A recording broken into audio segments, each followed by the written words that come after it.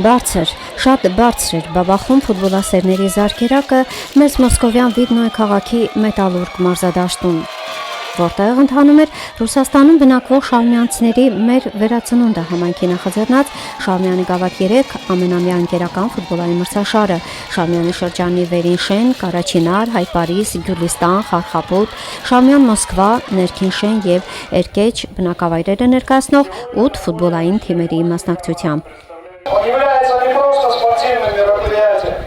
Այսօր պարզապես մարզական միջոցառում չէ, այն խորհրդանշում է սերունդների անբաժանելի կապը, նվիրվածությունը, ավանդույթներն ու ձգտում ունենալը, առողջ և մրցակցային ոգի։ Մենք հպարտ ենք, որ անց է կացնում թվով 3-րդ ֆուտբոլային մրցաշարը, որը դարձել է բարի ավանդույթ ու միավորել աշխարհի տարբեր ծայրերից եկած հայերին, ոչ միայն ֆուտբոլի,